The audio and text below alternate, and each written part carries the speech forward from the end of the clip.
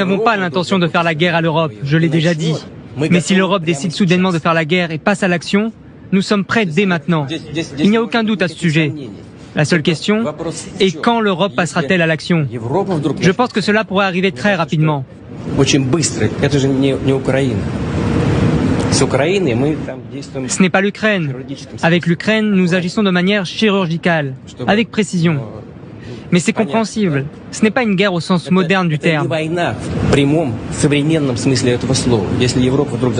Si l'Europe veut déclencher une nouvelle guerre et qu'elle le fait, il est très probable que nous nous retrouvions très rapidement dans une situation où nous n'aurons plus personne avec qui négocier.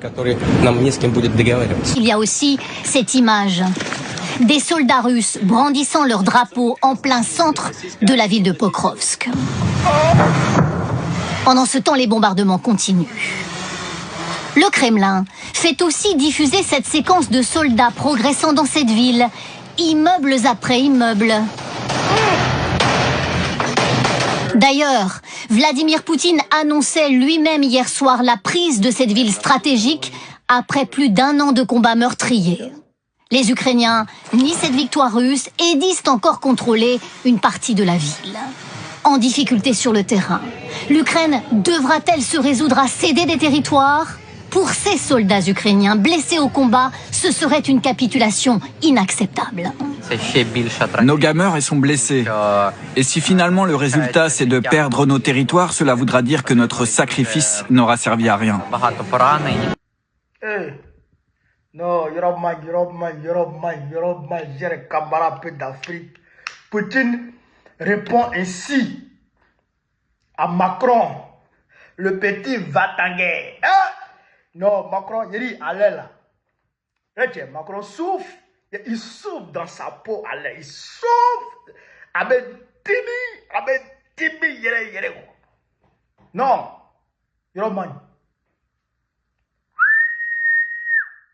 c'est-à-dire, Macron a parlé. Oh, on va recruter, on va envoyer des avions, on va rentrer en guerre. Ceci, cela. Poutine n'a pas parlé, hein. Il a laissé Macron crépiter, gesticuler, tout ça. Il a allé Syrie Pokrov d'abord.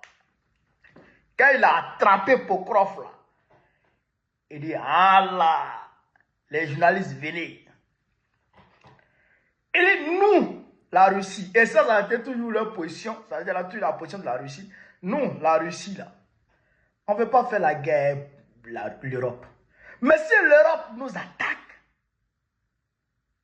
il faut qu'elle sache que nous sommes déjà prêts. C'est-à-dire que si Macron veut attaquer la Russie, il faut que Macron le message d'abord que la Russie est prête à l'attendre de pied ferme et à le frapper copieusement.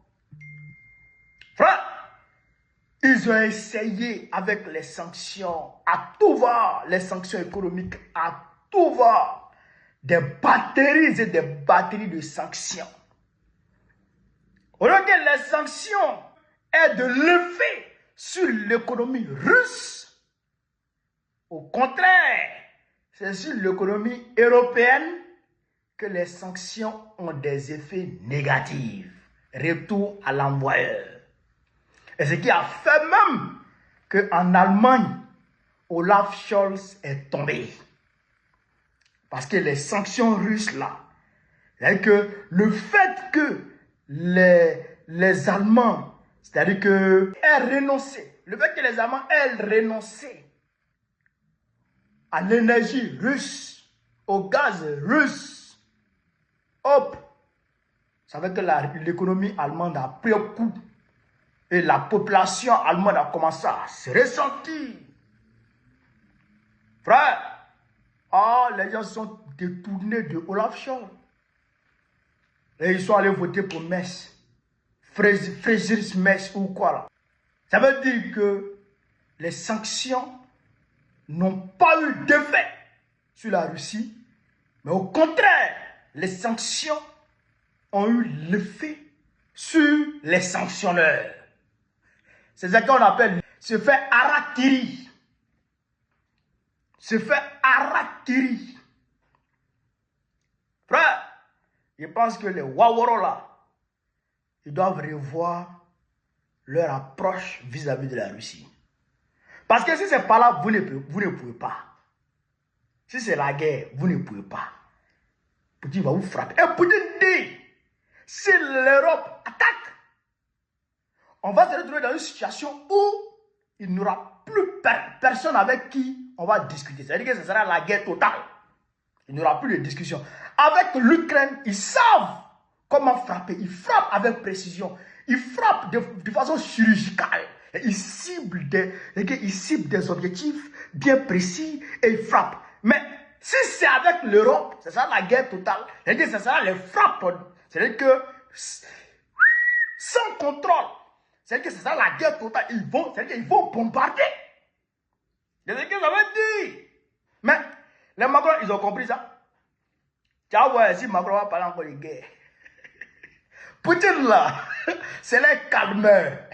Quand il parle comme ça, là, c'est fini.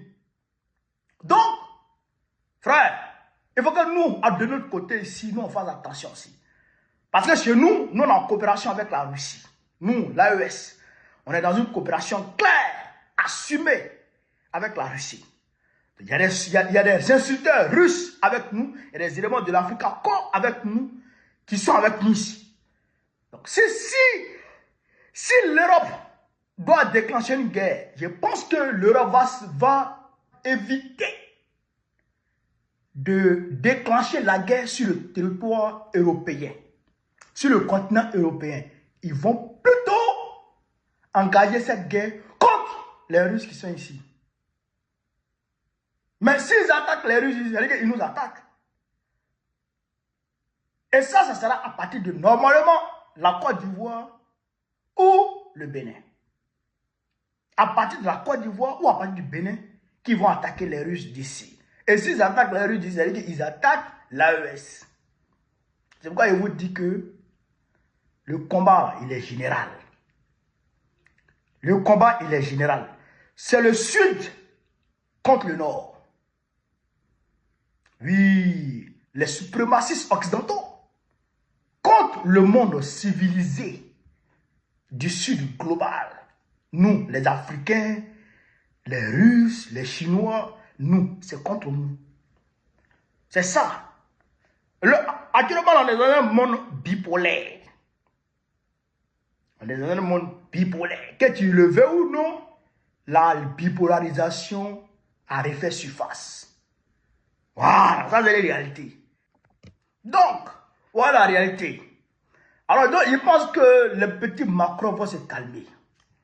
Voilà ce péché qu'on va appeler l'Afrique, ce que je voulais vous dire dans cette vidéo. Sur ce, vive la paix dans le monde. Vive la paix dans le monde. Vive l'Afrique libre. Vive le panafricanisme. Vive le peuple panafricain. Babo président Bigorwa, très prochainement. On est ensemble.